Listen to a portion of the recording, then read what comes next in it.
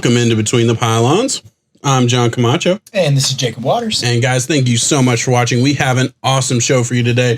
We are going to be breaking down all the coaching hires that happened in the NFL, where the franchise has been, where the franchise is going with their new man at the helm. We're going to break all that down. We're going to talk about the divisional round of the NFL playoffs. Before we get to all of that, we have to talk about some crazy news that's happening right in our backyard. UT controversy.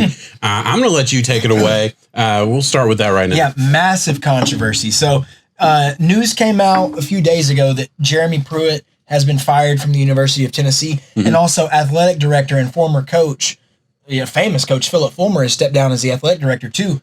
Now they said that it had nothing to do with the ongoing NCAA violations and stuff.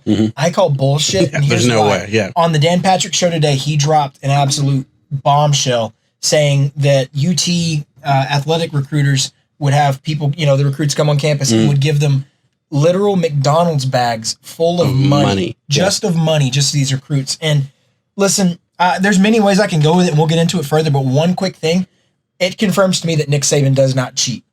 Because that's where Pruitt comes from, is the Nick Saban tree. Nick Saban is smarter than that to teach Jeremy Pruitt, hey man, this is how we do it year in, year out. This is how we get the number one class. McDonald's bags full of money. No, fuck that. Whatever it is, Pruitt, you didn't learn from Saban well enough. If you cheat, you're not doing it right. That's bad. They have a whole lot of chaos coming at UT, and it feels like this is the ongoing thing with UT athletics, football mainly. I don't know if they're ever going to get back to what they had hoped that they could have been in the early 2000s, late 90s. It does feel like that this franchise has completely fallen from all graces. And granted, every time they start going up to, like the Butch Jones, it was like, man, they beat Georgia on this last second. They're in the top 25. Yeah. Take all that away. Now they're ass again. Pruitt, all the starting to do good. Take that away, they're ass again. Yeah. I don't know. No, that's crazy. I don't have a whole lot to add to that as far as like what's going on with Tennessee. Crazy that it's so overt. And I'm going to go a little bit different. It makes me wonder, like, we kind of know this is happening everywhere, right? Like, everybody gets paid, like, for the most part. But the fact that it's happening so overtly, so stupidly, like, it feels like you're cheating. Bags of cash. Yeah, it feels like you're cheating on your wife with the wife in the next room kind of shit. Like, that just feels super stupid, I don't get the concept. And what you said, because I did go the other way. I wonder, is like, okay, so Pruitt, Saban connection, we obviously know that. Is he getting these methods from Saban? Obviously not the exact same methods. Not that. But I think you're absolutely right. I think you made a great point in saying, yeah, Saban's not creating a dynasty that way. There's no way. There's bags of cash. Not with McDonald's bags of cash. Like, come on now. If anything, it's got to be a better fast food chain, bro. It's just ass money, dude. I don't know what you're doing. You got to be better than that. Yeah, I don't get it, man. UT's going to go through the loop now. They got Kevin Steele, the former Auburn defensive coordinator, who was, well known. I don't like him at all because he was trying to run Gus out of town and take over the head coaching job there. Yeah. He takes the defensive coordinator position at UT. Pruitt's fired the next day. Now he is the interim head coach. And for a year, right? That's what I think is going to happen. Okay. I think they're going to weather the storm with Kevin Steele. I mean, give him a shot. He has a 9-36 record as a head coach. I was going to say a terrible record. 1-31 in Big 12 play at Baylor. He was horrible there. Yeah. Give him a chance. You get the year. All the big coaching names are pretty much already wrapped up. So let the year dead period in my head, and then let all the big names come back. This should be a powerhouse blue blood program. But then again, I think there's a lot of people out there who would say, is it really? Yeah. How long has it been since they have actually been a thing? And it's been a long time. I'm sorry. Yeah, no, I absolutely agree. It's a game that, the top programs aren't calling an easy win, but I mean, they're also haven't really been competitive in a long time. So that's totally fair. What does this mean for UT moving forward? How long does this stain affect UT? And I want to go back to kind of the controversies that happened with like USC and stuff like that. How long before it's over and done with, and they can get a high level head coach in there to kind of change the program around? Yeah, I mean, USC is still dealing with it. I feel like, that's kind of what I think about. They had Sarkisian, who went Nick Saban took him in, kind of helped him out. But I mean, Sarkisian was kind of meh. I look at Ole Miss with Hugh Freeze. That's one of the popular names to replace Tennessee. And I'll tell you why it's not happening is because of Hugh Freeze's past. Yeah. You cannot remove yourself from NCAA violations, which are worse than Hugh Freeze. Hugh Freeze had like multiple cell phones and had students taking tests for athletes so they could qualify for the field. I don't think that's as bad as cash in McDonald's bags. Yeah. Not to mention who knows what else is about to come out. So, yeah, I mean, it's pretty disgraceful. I think you got to go this year with Kevin Steele, and then you got to see what you can get. And if you get the right guy, it's going to take at least 4 years. Yeah. No, that's after this 1 year dead period. Because I don't think Hugh Freeze is going to do it. Hugh Freeze had Ole Miss to the point where they were competing with Alabama at certain points in the year. I mean, every other year they were due for an upset over them. Very good team, and now look at where they're at. They're nothing. Yeah. Well, they're coming back with now they are. But I mean, it was a long road to get there. The Hugh Freeze thing's been like 5 years ago now. Yeah, no, I absolutely agree. And then I mentioned USC. You touched on it as well. USC it doesn't feel like they're ever going to get back to where they were. Yeah, like you'll see them in the top 25, but they're never a true absolutely Pac-12 threat. You know. No, I absolutely agree.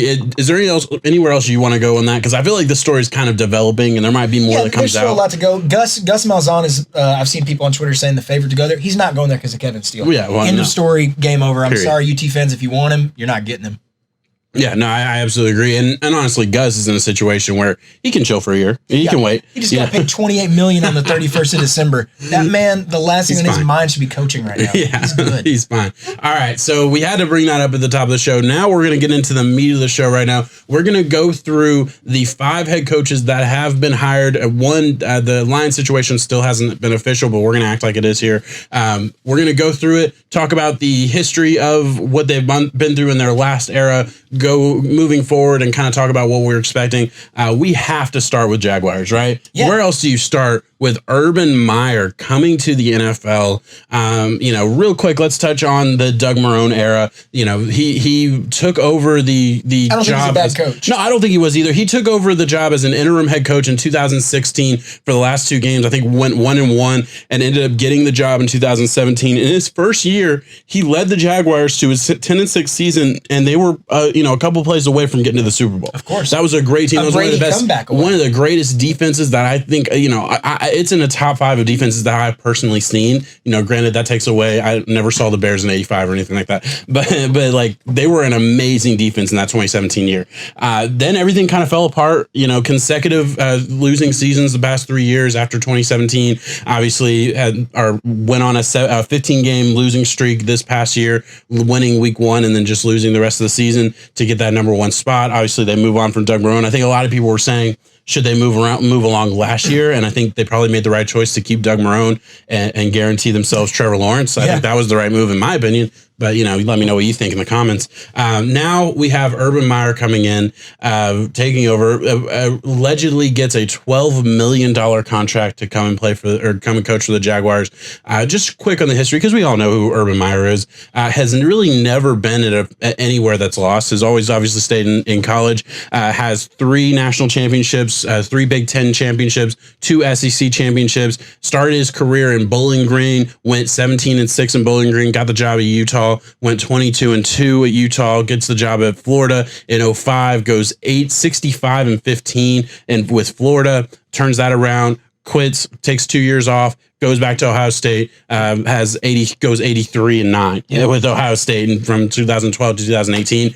Now it's been another 2 years. He's coming back in 2021. And I mean, it's just, there's so much to unpack here. What are your initial thoughts with this hire? Home run hire. He said that the number 1 pick went into it heavily, taking it. And Urban Meyer's been around the game long enough. He knows that it is a huge step for a college legend to take your reputation and all that you've accomplished and really put that up for risk. I mean, because right now there's a long list of coaches that have hit in college, but have absolutely bombed in the NFL. One being Nick Saban, one of the greatest coaches we've ever seen. For sure. So for Urban Meyer to throw his hat in the ring and kind of say, I'm going to take this Jacksonville team too. It's not even like he's stepping into a historic deep roots franchise. This is a team that we haven't really seen get going in Jacksonville other than a few seasons since they've been a team. It's a big deal. He's already gotten a really good core around him, though. We got Charlie Strong as his defensive coordinator. That's a great Charlie one. Strong is an amazing name. It's really cool to see, because I think that Urban has been looking at coaching spots and having these names and be like, okay, this is going to be my cabinet. If I go, these are the guys that I want with me. I'm going to take it in battle. I think Jack's killed it, man. I think it can't get any better than this. The hype, the promise, it's going to put butts in seats. That's one thing you need to do is Jacksonville. In Jacksonville, for sure, yeah. And this could finally be a brand new chapter for the Jacksonville Jaguars. Yeah. Finally. Listen, last time he coached in Florida, it worked out pretty well. So yeah, well, I absolutely agree with that. There's obviously some big questions, and the first. I mean, it very well could bust. Yeah. The first one being obviously there's not a great history of college coaches that made it in the NFL. There's really only two that are worth mentioning: Jimmy Johnson and Pete Carroll. Only two that really coached in the NFL or coached in college that moved on to the NFL and had a good bit of a success. I would argue both of them had a great quarterback to help them out. I mean, I want to nip it in the bud on this pod. At least I know other people might discuss it. Do you agree that it's Trevor Lawrence here and number one, guaranteed? Listen, no other way around. There's some fun ways that we can sit back and kind of make the jokes about, oh, well, that was his guy, and technically. On some Saturday Fox broadcast, Urban Meyer said that Justin Fields is more pro-ready than Trevor, blah, blah, blah. There's all sorts of different things that I've heard come out and say it. Cut all of it. At the end of the day, it's going to be Trevor. It should be Trevor. And Urban is a smart enough man to know why it's Trevor. The gap between QB1 and whoever you want QB2 to be, for one, both of us don't think that it's Justin Fields anyways, but it's Trevor. Yeah. Yeah, no, I think that's the big point. I am not convinced Justin Fields is the number 2 quarterback in this class. I'm really not. So the fact that people are making that connection, Trevor Lawrence is the clear-cut, obvious reason. Because there's a connection. And, that's why. And I think, obviously it hasn't been straight up said. You're not supposed to say it yet. I get that. There's going to be arguments. There's going to be stories and all that's going to go into it.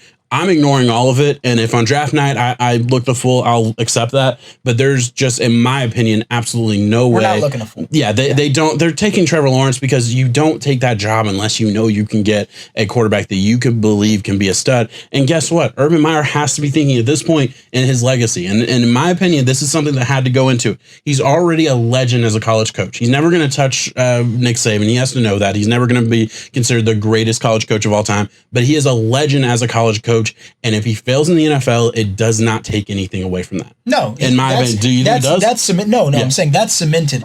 Like you said, the long list of, do you think Nick Saban? Yeah, I'm sure Nick Saban personally doesn't like the fact that it was a major failure. Yeah. But when you mention Nick Saban, God, that's nowhere close. Nobody thinks about his 2 years with the Dolphins. No one thinks about that. And look, I'm a Dolphins fan. I know how bad he fucked over our franchise. It's pretty bad. People don't really realize it, but he took over. He had a lot of, he destroyed pretty much 2 years of draft picks. None of them worked out, and he left the franchise in a really, really bad state. It took us about 3 or 4 years to recover.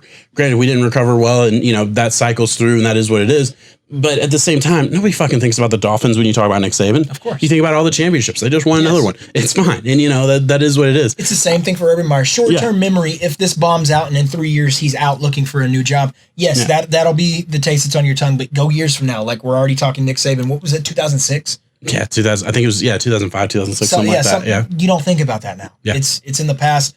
That's why I'm saying it's Trevor, though. For Urban to put his name out there, he's going to get his best shot at it. Of course. You're not going to take a gamble. I do want to bring up one other thing that I've seen online, just small stuff as I was kind of going through all of the stuff to unpack Urban Meyer.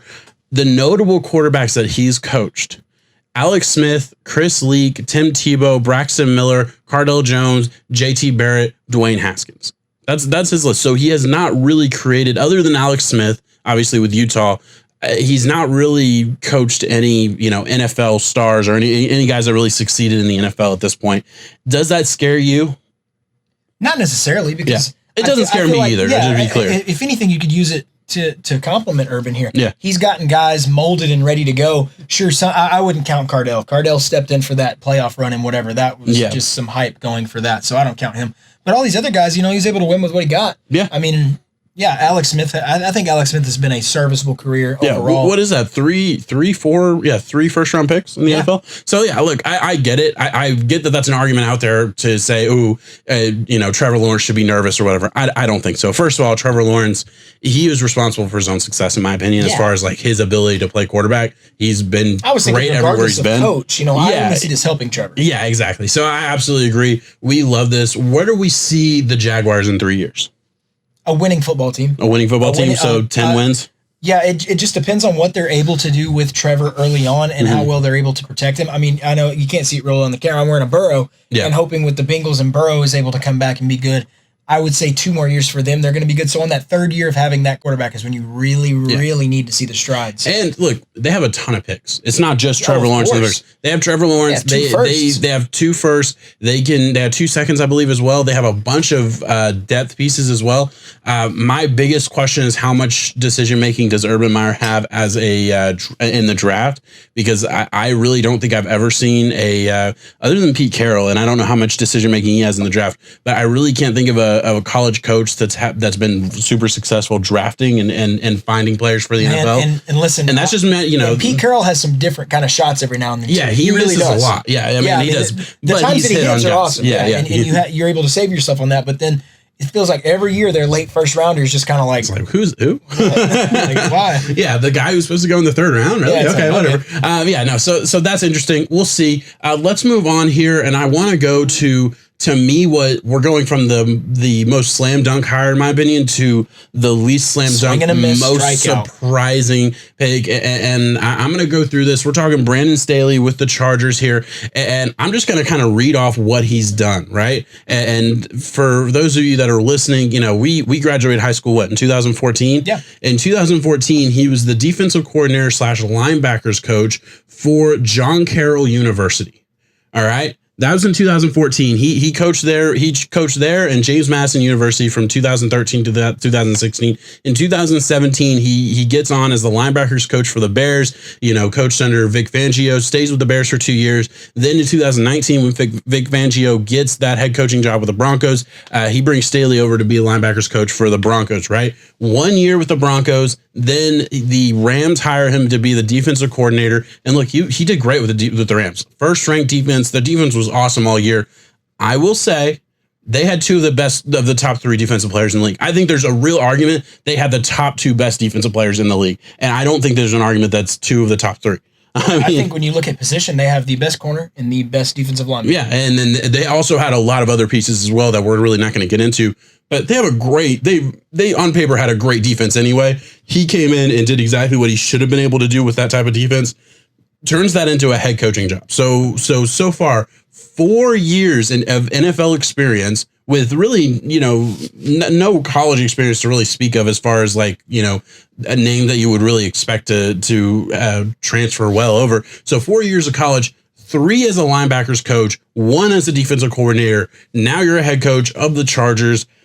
I don't get it. It is a massive jump when you look at it. And normally it's the good works along the way that kind of gets you there. But, we're seeing this trend a lot now when it comes to not defensive minds. This is kind of one of the first younger defensive minds to really get that big jump. Yeah. Offensive minds get it all the time, though. I mean, Joe Brady got it. Joe Brady.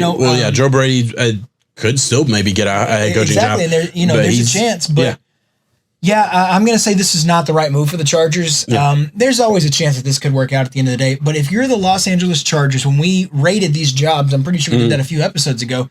I think that was our unanimous one almost. Yeah, it really felt like, you're coming in, you have Herbert, who looks like a superstar. You have a really good defense, defensive pieces. Yeah, you need help at the offensive line position. But other than that, this is a good team. This is a good nucleus of a football team. Of your franchise quarterback, hopefully going in the right direction. That's why I would have stuck with Buffalo Bills Daboll all the way, man. That's what I felt like. It would have made more sense because he already had found success with Josh Allen. Yeah, kind of a rocket arm style quarterback that Herbert's similar to Josh Allen. It's not exactly the same, but he has similar traits. Is kind of the connection I'm making there. Yeah, I don't get. Look, to be fair, he has been praised everywhere he's been. He's been praised as a guy who is the hot name coming up. Yeah, he's been praised as a guy who just loves football, and every time everybody who's talked to him has said you knew it the second you talked to him that he was going to be a head coach one day. And I get that. And look, we're from the outside looking in. We don't know how this is going to work out or how successful he's going to be. He's in a great position. To me, it's surprising that a guy like this gets the best job. In what we thought was the best job, maybe it doesn't end up being that way, but a guy like this gets the best job on the market. To me, it feels like if he was going to go be a head coach right now, he would have to take, what did Zach Taylor take to go to the Bengals? A garbage team. That was not a good job at the time. Obviously, because they didn't have Joe Burrow. They didn't have Joe Burrow. Exactly. They didn't know what he was going to be in college at that point. Yeah, exactly. So that's where I would have thought if he was going to get a head coaching job, maybe the Texans were able to pull him in. Not the Chargers. But it is what it is. Look, the only other thing that I've seen him being praised for is like the Pro Bowlers that he's coached. And to me, he hasn't created any Pro Bowlers. He's coached 4 Pro Bowlers in his NFL career: Khalil Mack, Von Miller, Aaron Donald, Jalen Ramsey. He didn't make any one of those guys. They were already a Pro Bowler before he came. I mean, it's he's been around good talent. Good names to be around. Yeah, and he got the most out of them. I'll give him that. He got the most out of almost every one of them, I would say. But come on, I'm not going to give you credit for Aaron Donald being awesome and Jalen Ramsey being awesome, and any of those guys really. So it is what it is. It's surprising, but is there really anything else you want to say on that one? No, I just think it's a very, very pivotal hire in their franchise because if not, then you already got to look at where you're going with Herbert in the future. Next thing you know, it'll be a brand new coach coming near a contract year. Mm-hmm. I mean, one of the things that Baker said about the offseason, this offseason was it's going to be his favorite ever because he told Stefanski, I don't have to learn a new offense for once. It's finally some continuity. I think that's a big deal going with Herbert. Yeah, look, and I get that. And the other part of this is I do kind of think he's going to have success year one. I think this team is set up to be successful. They're primed for that. Yeah, as long as he doesn't fuck anything up. Exactly. I think, they add pieces in the draft and free agency. Herbert's going to improve, assuming they don't take a step backwards. I think their trajectory is going up. Yes. So he should have success. We'll see if it's long-running success or if, they're looking for another coach in a couple of years. Who knows? But for now, we'll see. I don't love the hire, but it is what it is. Like I said, now it's a good team regardless. Yeah, exactly. Now I want to get to, again, probably my favorite hire. And as a Dolphins fan, I don't love saying this, but I think Robert Saleh was a slam dunk for the Jets here. And really, I'll let you go through what he's done and everything like that. But I want to talk about, how he became a head coach and his overarching story. And it started on September 11th, 2001. He was in the tower opposite of the first one that got hit. I don't know exactly how it worked out. He was in the 61st tower, or 61st floor of one of the towers that got hit on September 11th, the second one. He obviously, was fine. He came out alive, but that was a pivotal moment in his life where he decided to take a step back and reassess everything, decided he didn't want to have that job in finance and wherever he was, ends up taking a graduate assistant job at Michigan State the next year. And the rest is history. And now he's going back to New York to coach the New York Jets. I think that's a cool story. I think that's a great. I think it's inspiring. Yeah, that's an awesome moment. I want to go real quick. Look, this is essentially the exact opposite of an Adam Gase. Adam Gase was there from 2019 to 2020. Obviously, 2 years there, had very little success. I think 9-23 in 2 seasons. Destroyed the locker room, handled the media terribly, and really, we should have known that. Like he didn't care. Yeah. There's no reason. It made no sense for the Jets to hire Adam Gase, even if you thought after his time in Miami that he still was going to be a quality head coach and had that chance. That's fine.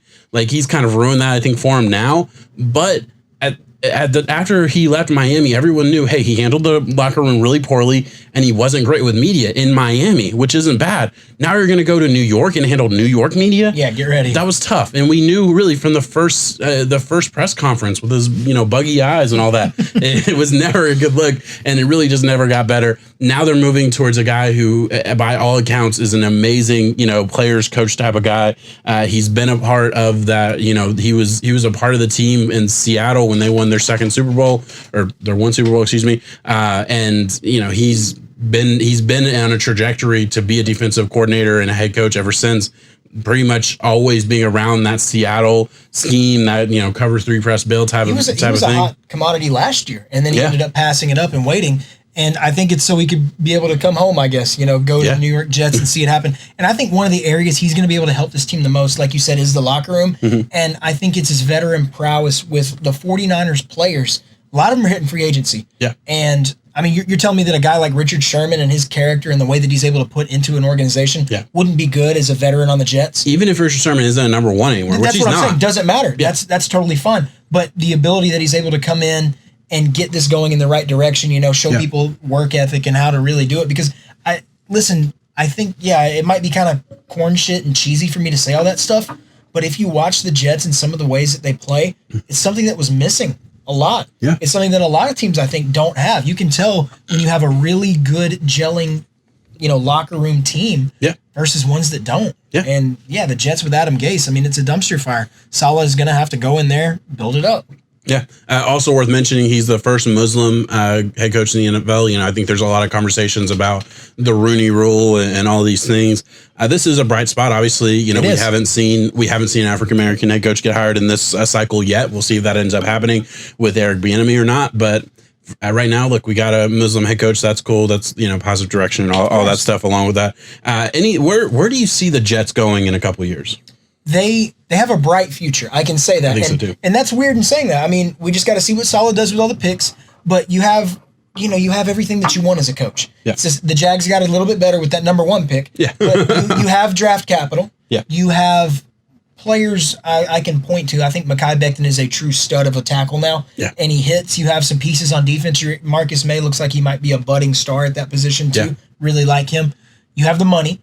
And as long as you're able to get the good guy at the helm, then sky's up for them. You said money. They have $60 million in cap, so they have money when a lot of teams are really going to be struggling with a cap that's going down for the first time in a year. So that's a really, really good thing to have. They have pieces all around their team. Look, it's not perfect. But CJ Mosley coming back from his hiatus for COVID. Quinnen stepped up a lot. Quinnen who really stepped up. We talked about a couple of weeks ago how this job could be enticing and may not be the best job, but it definitely could be exciting. Apparently, because I would argue Saleh was among the top options.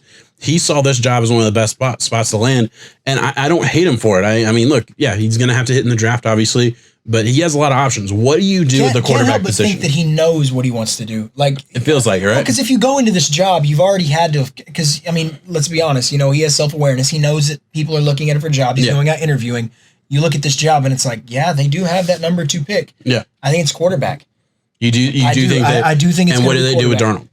I think it's time to maybe move on from him and see if you can get some picks somewhere. See if there's a team out there that's willing to move him. Mm-hmm. Maybe a Pittsburgh, maybe Dallas after they bring Dak back might be able to throw him in there. Pittsburgh is a good spot. Pittsburgh with Sam Darnold would be amazing. Makes so much sense because then if they bring back Big Ben for another year, let him be because we know that Pittsburgh's backups aren't shit right now, so they need to move on there. They need to upgrade their backup position. You have Darnold sit on the bench for a year, which I think he probably needed from the beginning. Yeah. Was a year to sit and I think you'll be able to get a 3rd round pick for him too. So I mean, if you're the Jets, you're salvaging what you can at that point.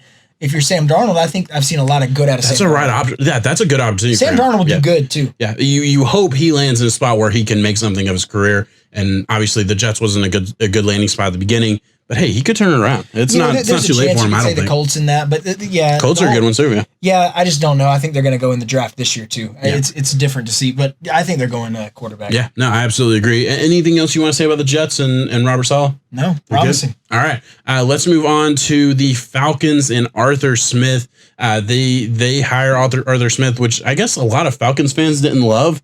You said that they were roasting him on Twitter. A lot of them, really, good majority. Because I was looking at the thread, it was trending. Because I mean that was the rumor. I thought Arthur Smith was going to take one of these jobs. Yeah, and he did. And so many people were just bashing it, man. Yeah. Saying that Derrick Henry's the one who carried him to success this whole time. Oh my God. That was the go-to. Listen, that is what it is. People are going to say that, but I mean, come on, you can say that about just about any coach that is successful that somebody carried him. He can't just do it. He's not playing. That's what's getting him. Yeah. So that's fair. Look, so they, you look at the Falcons. They've had Dan Quinn from 2015 to this past season, where they obviously fired him early on in the season. I think after 4 or 5 games, Dan Quinn ended his career with the Falcons 43-42 as a head coach. Now a Dallas Cowboys defensive coordinator. Dallas, which I think is a good spot for him. I think he's a great DC. Yes. I just don't think he's a good head coach. And granted, look, the defense was never great for the Falcons, but they always had injuries. They always had issues. So I don't blame him. We'll see how he does with Dallas, and hopefully he's able to resurrect his career and prove that he's a good DC. Get a good defense at Dallas Jones. Yeah. So that would be awesome. Look, we kind of know the story. The Falcons for years were the chokers. I mean, he in his first season for the Falcons, second season for the Falcons, brought them to a Super Bowl. Obviously that was the 28-3 year. Obviously lose that. That was the first big choke. And then once Kyle Shanahan left, it was kind of all downhill. They went 10-6 in 2017, and then losing seasons ever since, and finally lost him and fired him. I think that was the right move. You hire Arthur Smith, and this is his history as a head coach as a coach in the NFL. Started with Tennessee in 2011 as a defensive quality controls coach, and he stayed with Tennessee until he just got this job with Atlanta. That's it. He survived multiple head coach firings. He was with the Mike Munchak era, Ken Wisenhunt, Mike Mularkey, and Mike Vrabel. All of them, kept him on, retained him that's the most impressive. That is really impressive. Yeah. The other part that I like was that in 2012, he was the offensive quality coach. In 2013, he was the offensive line / tight ends coach. In 2014 and 15, he was the tight ends coach. And then, so he's kind of done, it seems like he's been everywhere on that offense. Yeah. And then also he was defensive quality coach in 2011. So he's seen the defensive side. I like head coaches that have both experience. That, I look at Flores for Miami. And when he was with the Patriots for all of those years, he spent some time on the offensive side. Obviously, the defensive side was his bread and butter, but he spent some time on the offensive side to kind of learn that side of the system as well. So, excuse me, I really like it. Another weird thing, which I didn't realize as I was kind of researching this, his dad founded FedEx. That's pretty cool. Just a random thing really that I thought was worth mentioning, right? Got some money. Yeah, right. He doesn't need it. So where do you see the Falcons going from here? You have a lot of decisions to make, Arthur Smith. You really do, because you could think, man, I'm inheriting a team with Julio Jones and Matt Ryan and Calvin Ridley and all these weapons that are out there, and it's like, I'm going to take that and run with it. Or you could be like, I'm the new guy in town. I want my guys. I want my era. Bust it down. Ship out Matt Ryan for what you could. You could trade Julio right now. I still think Julio would pull a pretty good pick depending on his health. Yeah. So yeah, it just depends on what's going to happen. In my head, it's not fair. It's just what I want him to do. I want him to get Najee Harris at the first pick in the second round. That's exactly what I was saying. Do his Derrick Henry thing that he did with the Titans and just make them. Yeah. The way you're able to utilize them, trust me, it's just connecting the dots. It just looks cool. Of course, yeah. But yeah, they could be a really good offense if he wants to step in right away. Yeah. Look, I absolutely agree. It's funny because you said that, because I remember when I did the Najee Harris video for the draft profile on our YouTube channel, I was talking about Atlanta, and this was before we knew that Arthur Smith was going there. And I looked at Atlanta and I was like, man, Najee Harris at the beginning of the second round, that's about where he should get drafted. And depending on the coach that goes there, that might be a great fit. And then now Arthur Smith is there. If he brings that same offense, that's a perfect fit. Yes. That is a perfect fit.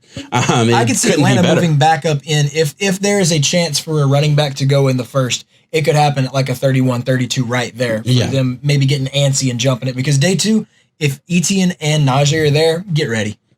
They're going to go early. Of course. Yeah, I think that's a great, and they need help on the defensive side. They definitely need to shore that up. But it is kind of interesting. Most of these coaches, they've gone pretty much opposite of what they've hired in the past. This is, they had the defensive minded head coach. Now they're getting Arthur Smith, who's offensive. So hopefully that works out. First pick, they pick 4 overall? 4 overall, yes. Probably Parsons for me. You think Parsons linebacker? I look at the way Deion Jones is a really good linebacker. If you play Madden, fun as hell to play with. He's fast, but when it comes to real life, he's banged up a lot. He's kind of undersized and gets hurt. Parsons would be able to step in and kind of be the captain right there. And other than that, I'm trying to think off the top of my head. They desperately need corner. Mm-hmm. There's a chance there, but there's really only 3 cornerbacks worthy of a round 1 grade. It'll I don't know which one to It'll pick. be interesting the type of scheme that they bring in. And granted, you're talking Parsons. Parsons is scheme proof. I feel like at this point, maybe I'm wrong on that, but we'll see. But as far as like the scheme, because obviously they've been playing that Seattle scheme for so long, are they going to move away from that? Because I feel like Atlanta was like the best example of what not to do if you're going to run the Seattle scheme. Because they were just so they just sat in that scheme all year or all game, and teams were able to pick it apart because they know the Seattle beaters. And at this point, every team does. So you have to add a little bit of extra to that. So it'll be interesting to see what they do defensively from a schematic standpoint. I think it's a definite defensive pick, though. Yeah, it has to be, right? Well, because the other pick would be wideout. You don't need that at all. No. Quarterback, I guess, if you take the shot. I've seen Trey Lance mocked here. Yeah. I don't know. Yeah, that's a tough one. I do think it's defense. That's why I say defense. Yeah, it might be offensive line. That's always a safe pick as well, especially if first year head coach doesn't want to fuck up. If Panay somehow fucks around and ends up Panay could be there at 4. He could absolutely be there. You never know what kind of noise happens. You never know what the Dolphins are going to do. Dolphins may take quarterback. 2 quarterbacks are probably going to go in the top 2. You never know what the Dolphins do. Panay could be there. It definitely could. So we'll see what happens there.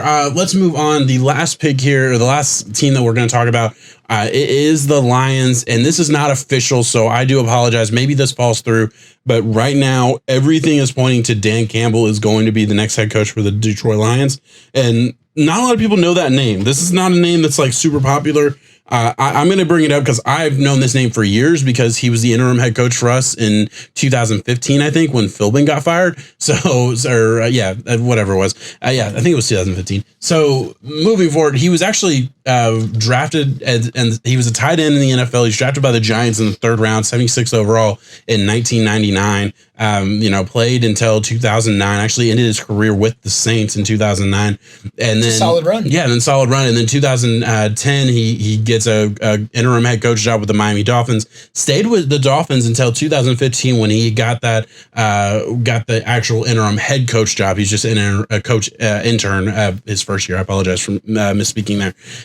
Gets that job with the Dolphins. He was an interim coach for from week 5 to the end of the season and actually had some good moments, right? It wasn't all bad. He went 5-7 with a bad Dolphins team. Obviously, Philbin had just been fired and they, I think, went 1-4 or 1-3 or 0-4, something like that in his first 4 games before he took over. And I actually remember watching, I remember seeing him live in Tennessee when they came to Tennessee and we beat Tennessee that year.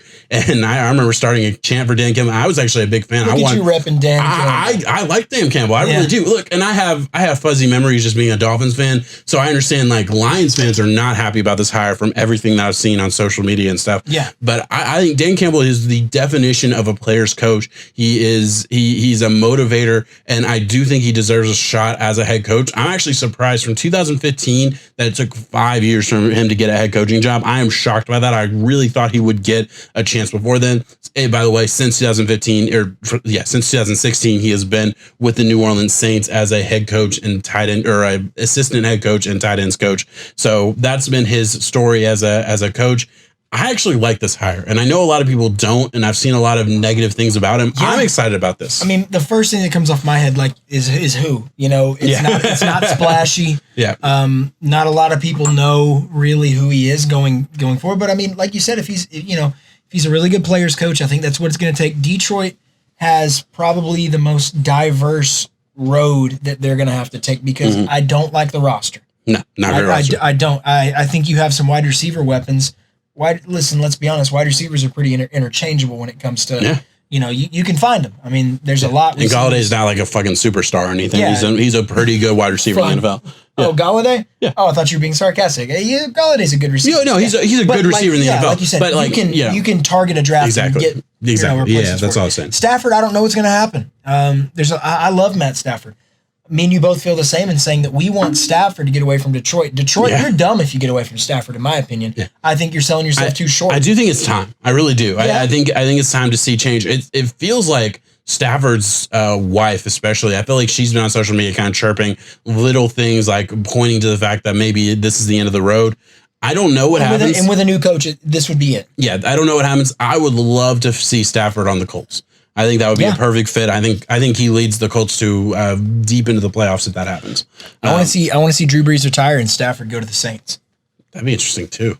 That'd be really interesting. I think it's Jameson's team though. Fucking good. I think Jameis ends up being the starter next year. I really do. But yeah, look, there's a lot of. You're absolutely right. There's a lot of ways you can go with this. I think the Lions pick 5 or 6 this year in the draft, and I don't know where they're going to go. Really name a top prospect, and I could see it. Yeah, you can't name a spot on that team almost and be like, I don't think they'll take that. Yeah. God, they could go anywhere. They really could. Jamar Chase would be the biggest surprise. I feel like if they went wide receiver in the first, I'd be surprised. Yeah, that would be surprising. That'd be the only thing that I would be shocked There's not a lot of, I don't feel like we've seen the Myles Garrett, the Bosa brothers, the Chase Young, the true elite, we know all pro defensive linemen. I can't put a stamp on that in this class. I really can't. Kwity Paye is a solid prospect. Russo out of Miami. Yeah.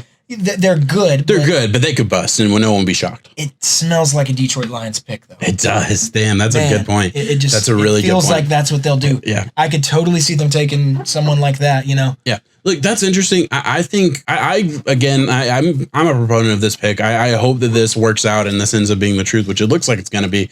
Look, I look at the Patricia era, and he never really won over the locker room from the beginning. There were senior guys in the team that were kind of pissed off Darius Slay. And look, that happens when you have a Patriots like disciple come in and kind of do his own way. But like, look at what Flores did. The guys that weren't happy, he traded them. He got rid of them. Kept his young talent. And granted, Flores was in a different situation where he could, he was blowing up the team anyway. They knew they were in bust mode. It's true to think about how they're from the same tree and how they.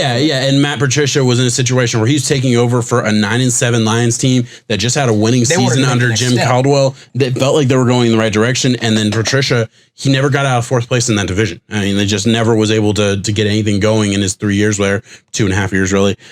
So we'll see what happens. I'm rooting for Dan Campbell. I love the person he is. He's a motivator. He's an exciting guy to listen to in interviews and stuff. So we'll see what happens. I think in a couple of years, assuming they make the right moves, I mean, obviously, assuming they figure it out at quarterback, I guess is the big thing. I think they could be dangerous. I think they could be, among the conversation of good teams in the league. I don't see it. I don't see it happening for the near future because I don't see who is leading this team as of now. Mm-hmm. With all the other teams, I see Trevor Lawrence stepping in and taking care of that. I guess I could say that for the Jets, the same argument versus the Lions is I don't know who's going to be there to really push them forward going ahead. But the number 2 spot they can get somebody. Exactly, and I like the capital that they have more so than a 5 or 6 pick with a roster that I just don't know where they're going yet. Yeah. All right, fair enough. Hey, let's touch on these last 2 openings, right? There's going to be 2 more coaches that get hired this year. One's going to go to Philadelphia for the Eagles, and one's going to go to the Texans. I want to touch on Philadelphia first because that job feels like a exciting job. Like a good coach could end up going there. I've seen just about every name get rumored there, so I don't feel like it's worth going through it. A lot of interviews. It'll be interesting to see what do you think the Eagles should target as far as like the type of coach they should go for? Dayball. You think it's Dayball? It's a home run. Having the ability to get in tune with a quarterback is everything, and. Whether it be Jalen Hurts or a Carson Wentz, I think that it's important to have a guy. Without that position, you really can't win games. I mean, you said it. I argued this weekend, we were talking off air, that Jared Goff had a good playoff game. Yeah. But let's be honest, at the end of the day, is Jared Goff going to propel this team to a Super Bowl? No. If they are able to get there, it is due to Sean McVay and the coaching ability around that. When you have a limited quarterback, man, it just takes the wind out of your sails. Yeah. So get Dayball in there. I think he has done wonders for what Josh Allen has, grown into this year, and hopefully he can keep going after Dayball's gone. I'm a Josh Allen fan, so I'm kind of scared to see him go. But I think that would be a home run hire. I've seen rumors for Kellen Moore, the offensive coordinator for the Cowboys, maybe. It would be his first big jump. I mean, you never know. I have a question here because Kellen Moore I don't like because I want Kellen Moore to go be an OC somewhere else. I think it's too early. I like the mind of Kellen Moore, and I think he brought some good things early. Kellen Moore needs to go back to Boise State since they're coaching. I don't even want, that'd be a good move too. Yeah. I would like to see Kellen Moore go be the OC for I know he's the OC for the Cowboys. I would like him to get out of the Cowboys little ecosystem and go somewhere else and kind of learn some more stuff. Granted, I'm not a McCarthy fan, so I just don't believe in that offense in general. So that's kind of where that's coming from. But fair enough. The other name that I think is worth mentioning, and I'm wondering, at what points does McDaniels take a job? The offensive coordinator for the Patriots obviously had that famous was hired by the Colts and then declined in the last second and actually kind of worked out for the Colts for the most part. So is McDaniels ever going to take that job? Is he just waiting for Belichick to retire? Because that doesn't feel like that's happening anytime soon. What's going to happen with McDaniels? And does this make sense as a spot for the Eagles for McDaniels? Because I think McDaniels could get that job if he wants it. McDaniels could get any job if he wants it. Feels like it, right? McDaniels is prime rib, Wagyu beef of coaching. I mean, he is top shelf stuff, man. But to be fair, he did fail in Denver all the time ago with Tim Tebow, and his offense wasn't good this year. But where it's at now, these past few years, he's been the guy. If there was a time to leave New England, I would say now. Feels like last year was the time, really. But exactly. I feel like the bottom fell out there. They really don't have a lot going for them. Yeah. And one of the things we say that they have going for them is Belichick. And if you take away Belichick, that might be one of the 32nd out of 32nd roster caliber teams in the NFL. It's bad. Yeah. It's really bad. Yeah, I absolutely agree with that. Are you thinking that, because I have heard that rumored, but I feel like I think it would be a great hire. I saw that rumor last night, gonna just kind of going through it. I saw somebody mention it, and I was like, man, I haven't heard McDaniel's name be mentioned this year. It really so has it been quiet? Because it feels like every year McDaniel's is among that conversation. Is this, is his shine, is the light of a McDaniel's hire kind of fading a little bit? Did the Colts thing really fuck over his reputation? Where do you think this goes for McDaniel's as a person? Man, there's a chance. Like I said, if there's time to go, it's now. Last year, like you said, because now you have this kind of stained.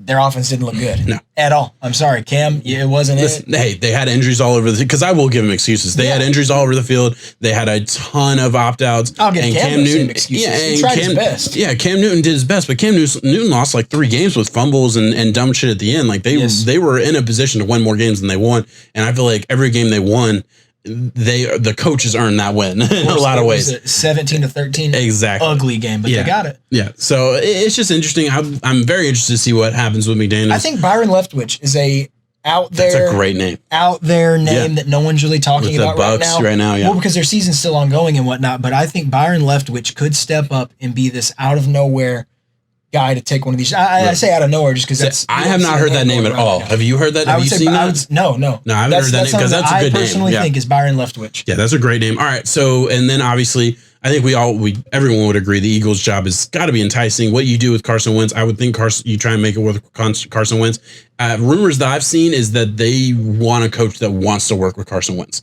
So we'll see what happens there. What about Jalen though? Just keep him, I guess. Or? Yeah, Jalen. Look, I don't want to. I'm not going to say it. I don't want to be. Oh my God! I like Jalen Hurts. I do. I really do. He played very well this year. So where's the but? As a passer, he wasn't great. Okay. Fair enough, right? Yeah, that's fine. Look at what Lamar just did this past weekend. It was an abysmal performance. Yeah. So I'm rooting for Jalen Hurts. I truly am. I do think it's Carson Wentz's job there. Yeah. Oh my God. I hate it. I was just thinking in my head, how you got to bail yourself out. I say negative things about him in the draft. Not even negative things about him. I say he's a second round pick, or I said he shouldn't go in the second round, and he did.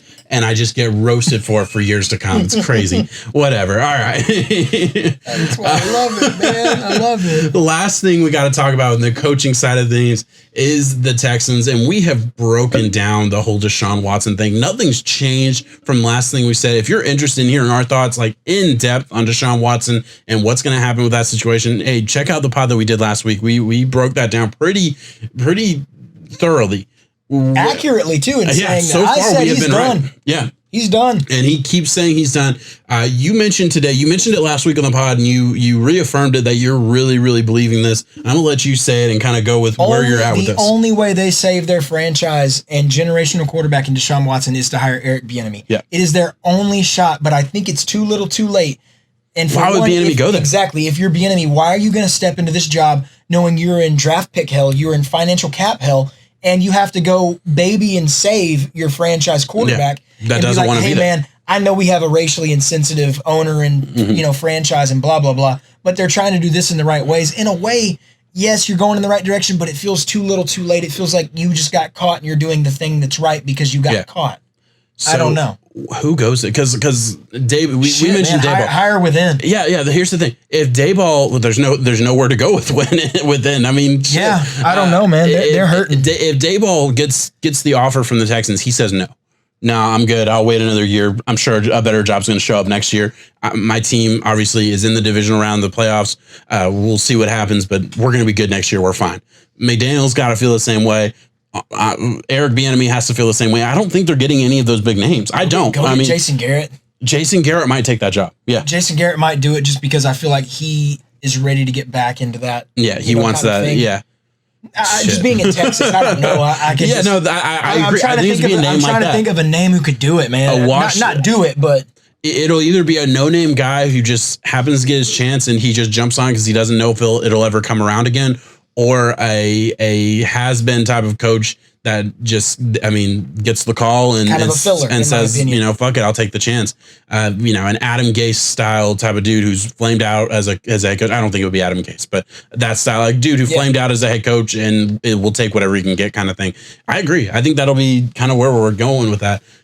It's bad. Man. It is bad. It's so bad. I feel so bad for Texans fans. I saw they were trying to do like a march to keep Deshaun Watson. Deshaun Watson said, "No, worry about COVID. Don't do that." Safe and smart, but I can't help but think also it's like shutting down the fans. Yeah, exactly. So he's like, I'm good, guys. Man, it's so sad. It's sad. I'm a Dolphins fan, and I'm really, really hoping that it gets more sad for them because I want the Dolphins to get Deshaun Watson. To lose a D-Hops, one of the best wide receivers in the NFL. Man, I mean, shit, a year ago right now, could you possibly imagine this fall from grace? No.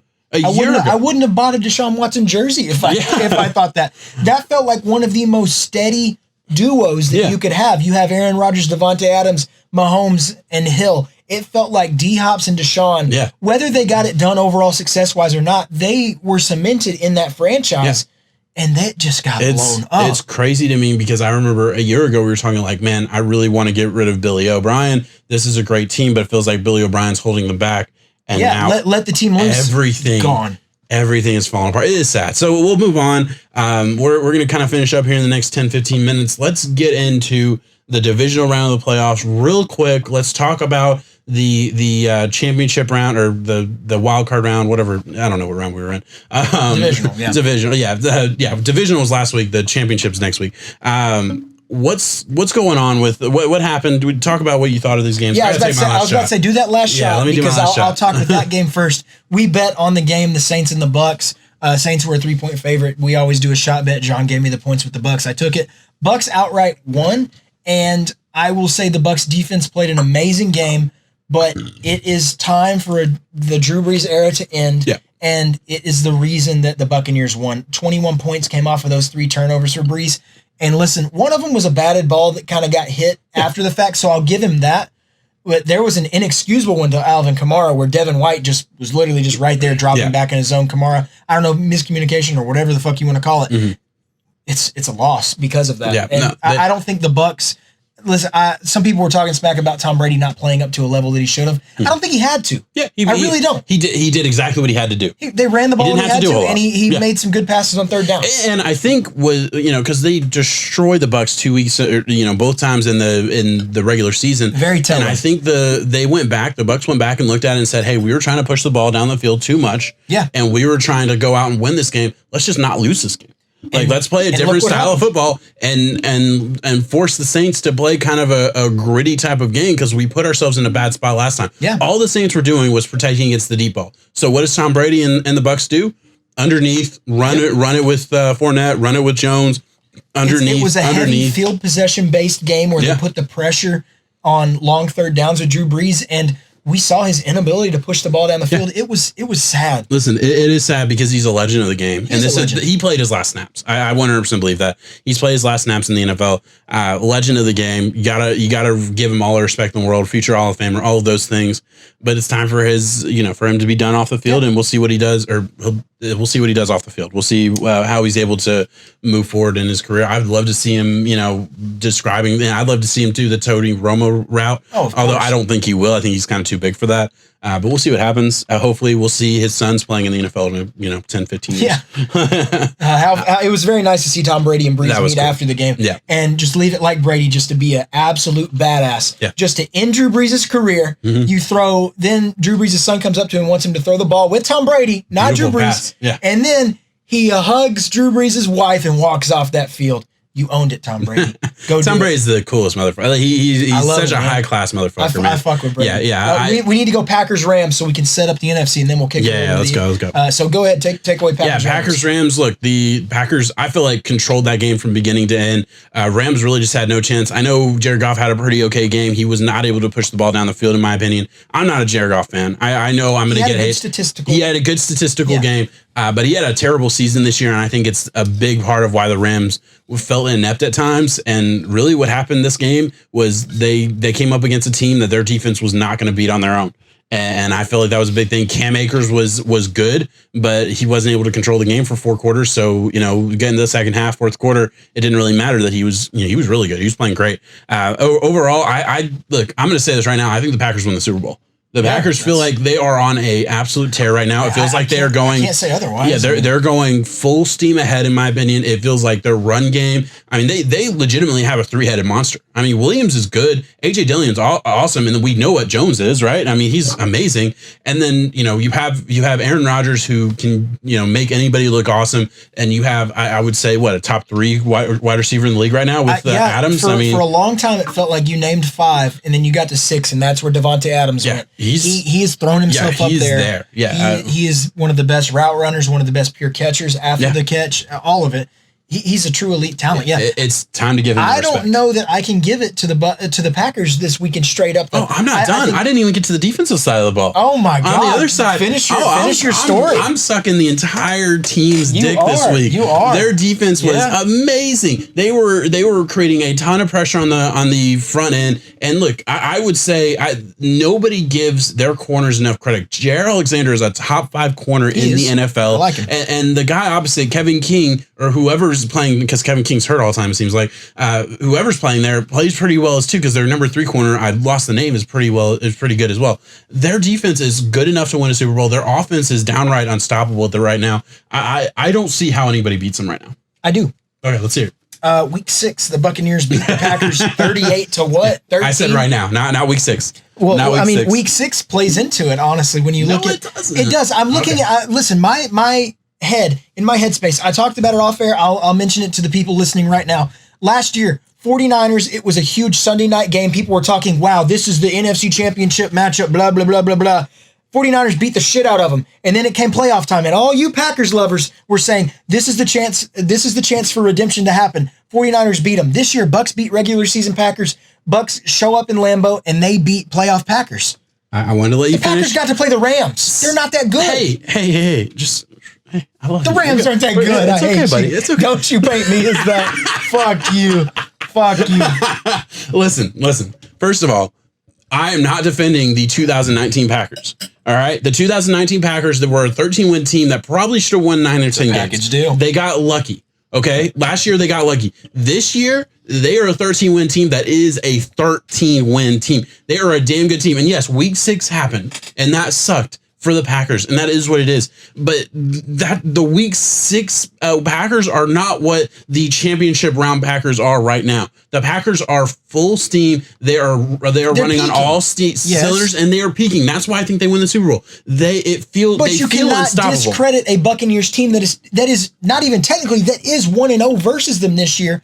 And we have seen, I truly believe the Packers got lucky in playing the Rams. Listen, even if the Rams show up on their best day, were they going to beat a bum Aaron Rodgers? No, I don't think so. Packers would have crushed the Seahawks. Yes. There's nobody the Packers were going to lose to last week that they could have played. There's a chance that the Seahawks look, get fair it enough. Look, you're right. The Rams were the easiest matchup out of that. Okay, sure. I don't. It's the same reason. Are you getting mad at them for playing the Rams? I don't understand. Like, they crushed them. They dominated them. Maybe not the final score, but they dominated them physically. Yeah, they never had to worry about anything. Yeah. I think they're going to have to worry about something this week in the Bucks. The Bucks are a great football team. The Bucks are awesome. I'll give you that. I don't think the Packers will play that many stellar caliber teams. You know what? No, I don't think it'll be. Look, I'm being honest with you. I think this is a blowout, and I feel confident about this. Oh my God. The Packers are going to blow out the Bucks this week. I'm standing by it. Very rarely. How many fucking points you giving me? I'm not I'll give you whatever the line is. Shot bet for sure. I'll give you whatever the line is because I'm not stupid. But I guarantee you, I will be betting on FanDuel or Bovada or wherever I go to bet, and I will be buying points or selling points or whatever, and I'll be getting like plus 300, plus 350 for like a 2 touchdown win. I really believe. I very rarely feel this confidently about a game. I don't see I think the Packers are going to blow them out. I really do. But the Bucks beat the Packers by 3 touchdowns in week 6. Week 6 isn't this week. What are you discrediting the Bucks for then? Their defense they have a really good defense. Yeah, they do. A very good defense. I could be wrong. They have Tom Brady in the playoffs. I could be wrong. The Packers, if I'm the Packers, I do the running approach on this game. I'm not going to let Aaron Rodgers throw it at will. Carlton Davis is an elite cornerback who shut down slant boy Michael Thomas. And yes, Drew Brees, while he was hurt though. Yeah, that's their excuse. Isn't that great? It must be amazing being an NFL player. He's like, man, hey, I had a bad game. I was hurt, bro. Yeah. I was, and it's the end of the season, so I'm going to play next week. I'm hurt. Surgery time. That's how it goes. Just take the L and move on. No, there's a way that the Packers show up and dominate this game with the elements, because I don't remember Tom Brady having to play at Lambeau too much in his career ever, if any. I'm sure he has at some point, but can't really think of it. So I know it's going to be a cold game. It's going to be in Green Bay. That's a big part of my take. It's a huge element there. The Packers could easily win this game, but to discredit the GOAT and Tom Brady, I'm not discrediting. Bruce Arians said this week that there's times where he doesn't even coach him. He said they coached him too much in New England. That was his quote. They coached him too much. Listen, I just watch. For whatever reason, you're framing this in a way where I'm saying Tom Brady sucks and the Bucs suck. No. That's not what I'm saying. Oh my God. I'm saying the Packers are really fucking good and they're going to run over just about anybody. All right, and I know the Bucs are the type of team that when they get down, they seems like they struggle a little bit. When the Bucs are one dimensional, they were able to come back against the Chargers. But I've seen the Saints twice this season. You want to go back to the regular season? I've seen the Saints twice this season get up on them and just game was over. Game was over in the first half. So I've seen that happen enough times where it's how are you going to use this past season? I'm using your argument against you. What do you mean? You're not. Yes, if you're going to discredit me for a Week 6 Buccaneers win, how are you able to dip into the regular season and be like, here, we're going to block that good shit that Jacob has out, but I'm going to look at this minute detail. I'm bringing up a characteristic of the team that we've seen all year. You're bringing up one game in Week 6. That's the difference. Their teeth kicked in. Oh my God. All right, look, I could be wrong. I'm excited for that shot bet. Whatever the line is, I think it's at 3.5 right now. I'm not sure. We don't have it up right now. Either way, let's go to the AFC. We're about to watch a fucking 43-year-old man outduel the MVP this year. You're a dumbass. They're going to win it. All right. Hey, I'm going to look up the line, see what our shot bet is. You talk about AFC teams. AFC wrap up. We will go into the Bills and Ravens right now. Bills really showed up, and Ravens just kind of had nothing else going. The Bills played a solid game on offense. You know, Josh Allen made some really good throws when he did. Stephon Diggs, I think, was the piece that they were missing in that, and it was good. The big thing for me was telling for the Ravens is that Lamar's not a passer. We knew this. I think there was a lot of people out there who kind of had a blindfold on them. I had hope. I did. Look, I thought every single year in the NFL, and even in college, he's improved as a passer. This year, he didn't. And that's strange to me. I thought he would for sure, but you're absolutely right. You could definitely tell that they pulled the reins off early on in the season and said, Lamar, throw. Hey, look, and here's the thing. I'll 100% agree with you. I think the Ravens are this type of team that's going to be really good for the whole time Lamar's going to be there. But I think once they get into the playoffs, they're going to get behind, and they can't really come back against anybody. And they're certainly how to stop it. Yeah, they're certainly not going to come back against the elite team. So I do agree with you. They got behind, and then obviously it felt like it was over before Lamar got hurt, and then Lamar gets hurt, and it's really over. So yeah, I 100% agree. But I mean, let's not discredit what the Bills have done this year. The Bills have been awesome. There was like a 2-game losing streak in the middle of the season when I think they had to play the Chiefs and somebody else, some other really good team, and they lost both those games, and everyone's kind of turned on the Bills. But ever since then, it seems like they have just been absolutely amazing. Their defense has gotten better throughout the season. It was not good at the beginning of the season at all, but it's gotten a lot better throughout the season. Their offense, and I mean the Josh Allen, Stephon Diggs connection. Diggs is what they're missing. Yeah, Diggs is absolutely what they're missing, and bravo to that team for realizing, hey, we know we're missing this. Yeah, there's a lot because I questioned the trade when it first happened. I said, hey, there's a lot of wide receivers in this class. Why wouldn't you just take what could have been essentially a Justin Jefferson? And I think that's one of those trades where both teams won. Oh, the Bills were the Bills were in a situation where they felt there were one stud receiver away. They went out and got that stud receiver, and the Vikings were able to replace a stud receiver with somebody who I think is still going to be really good. You know, got away from the money and were able to get some other picks in the draft. For sure. So I mean, it worked out for both teams really well. Obviously, the Bills are in a different situation. It's going to be awesome to see what they're going to be able to do this week. I am really excited. I was about to say, but at the end of the day, is anything the Bills that they can do. We saw a really close game with the Browns this past week with the Chiefs. I think it was closer than a lot of people were going to give it. Mm-hmm. Pat Mahomes going out, I think, was the decider. Yeah, exactly. Mahomes was going to lead a winning. I mean, Chad Henne was throwing the ball away. The Chiefs' weakness is their ability to stop the run, and the Browns were able to run the ball. And I think everyone kind of thought, hey, the Browns are going to get behind and they're not going to be able to run the ball, which is essentially what happened. They got down 2 scores. They were able to score a touchdown, but they weren't able to really do it again. So everything kind of worked out to plan, but they were able to keep it a little bit closer than I think anybody really expected because of their run game. Chubb's an absolute beast, and they also have Hunt, who's the absolute best second string running back in the NFL. Yeah. Far none. So, it was one of those matchups that really kind of worked out for the Bengals or the Browns. And then on top of that, Mahomes goes out and it made it look a lot closer than I think it was going to be. But they got screwed by the refs. You think so? The helmet hit when Jarvis was diving into the end zone and it got ruled a touchback. That helmet to helmet should be reviewable. And in the playoffs, that's the Browns ball at the 1. They pound that ball in. The Browns are now winning when Chad Henne and Pat Mahomes reverse those roles. Yeah. Damn. Listen, it's a different kind of ball game. I think that's a very that's a tough call to make. I can show you the play and exactly. Look, I remember the play. Because it was a helmet to helmet hit where he fumbles out of the end zone. Let's talk about first of all, because a lot of people say that the fumble out of the end zone shouldn't go back to the other team. I disagree with that. To me, the goal of the game. Reward the defense. Yeah, the goal of the game is to get the football into the other team's territory, which is the end zone. That's what the defense is trying to stop. So if you lose the ball in the other team's territory, it's their ball. Yeah, to me, that makes sense. I guess a lot of people, there's definitely questions about that, and a lot of people don't like that rule. It's just because of how monumental of a swing it is. But when you go back and look at how it went down, I think it was number 42 for the Chiefs. I don't know, one of their safeties. He deliberately put his head down right at Jarvis, threw it right into him, and that's what caused the fumble. I feel like you see that all the time, and it doesn't get called any other situation. But in that situation, in that moment, people want to see that called because it was such a big swing. I feel like I've seen that hit. I've seen that tackle. They called it in the Bucs game a few hours later, the Bucs Saints game. There was a hit on Emmanuel Sanders, and they threw a flag. I get it. Look, I'm not saying it shouldn't have been called. I'm really not. I'm saying I've seen it not called enough to where I'm not going to get mad when it's not called. Regardless, here we are. Chiefs win. Yeah. Andy Reid, you have some big fucking kahunas. Oh, no, he sits down. On fourth, I don't know how he walks through doors. 4th and 1 with a backup who literally just threw a ball straight to the Browns' free safety, and you throw it? Yeah. Props, 4th and 1, that's Chad very Henne. impressive. An ex-Dolphins quarterback that was drafted in the 2nd round out of Michigan has been sitting the bench since he was backing up Blake Bortles in the Jaguars, and ends up getting in on one of the biggest moments of his life, and able to get a good ball. Chokes it, easy throw, then saves it. Easy throw, but I mean, at the end of the day, doesn't matter. It's the moment. And then after the game, they said, Andy Reid, why'd you call that a 4th and 1? He said, every down's a passing down. Yeah, like that's just.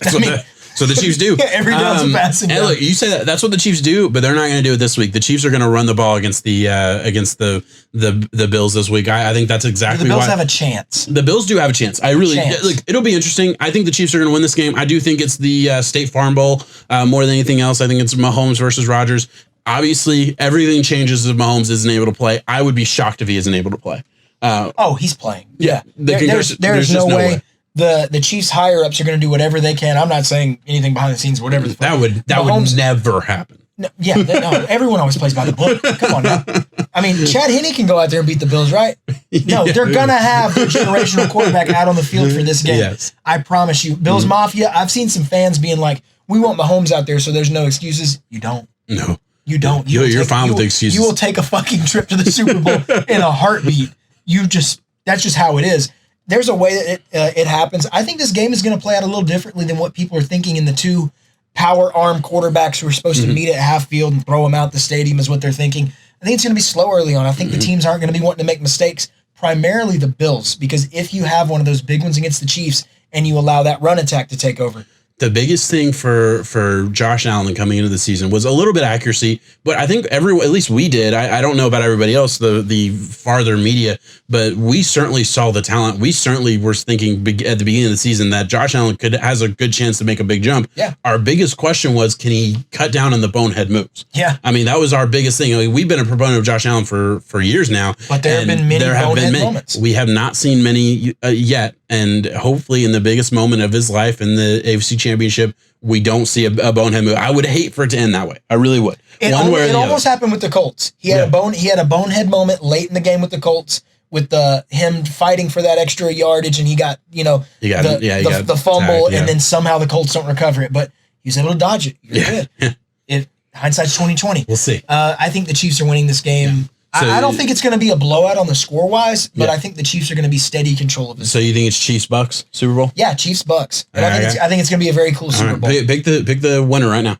The Chiefs. Chiefs would be the Bucks in the Super Bowl. I want Brady to get number 7 though. I have the because 7 is a great number. Explain? Can you, other than 7 being a great number, can somebody explain to me the love affair? If you're not a Bucks fan and not a Patriots fan, right? If you're not like just a fan of Tom Brady in general, and maybe you just are, but why are we excited? Because look, I'm not going to be mad. I'm not going to sit here and pout if Tom Brady wins another Super Bowl, but I don't think he needs a 7th. I want to see Josh Allen. I mean, I like Josh Allen. He's my favorite up and coming quarterback out there. Has been for a minute now.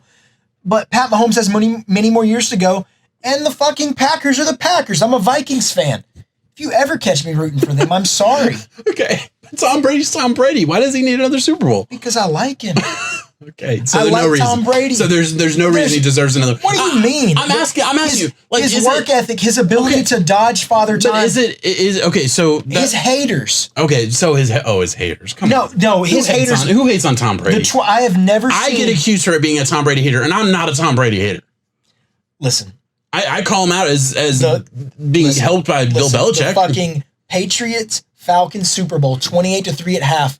Brady got memed up over 500 fucking thousand times in every different manner, and then came back and won that game. Mm-hmm. That was honestly because I didn't like Brady before that. I'll be honest. Mm-hmm. It was, oh my God, the Patriots again. Here we go. It's this Tom Brady pretty boy. He thinks he's all that. But after that moment, I felt pity and empathy. I don't know how for a fucking 5-time Super Bowl winner already. 4-time at that point. Yeah. I felt pity. But man, I love to see him prove his haters wrong. Listen, I have always respected him because I get what you're saying. It just gives me a LeBron James effect. The ultimate work ethic, the ultimate, stoic player. There's nothing you can't say about this dude that's not positive. Why do people not like him? I don't know why don't people. That's not what I'm saying. Why does he just? Is it the Bill Belichick thing? Why does he deserve a 7th ring? Because he's already the GOAT. He's already going to be considered the greatest quarterback of all time unless Mahomes gets 6. Do you not think this would be a good story, though? To say that we got to see that happen? You don't? Oh, my God. You're a fucking hater. You want another one. Oh. You're a fucking hater.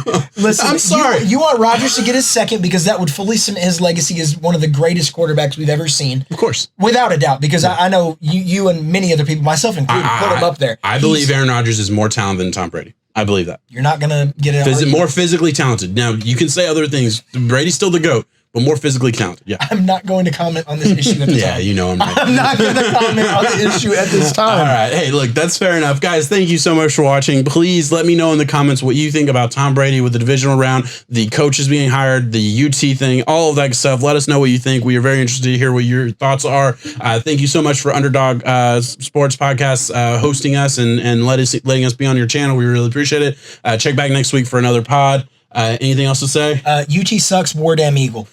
Have fun with Kevin Steele. 7. Peace out, guys.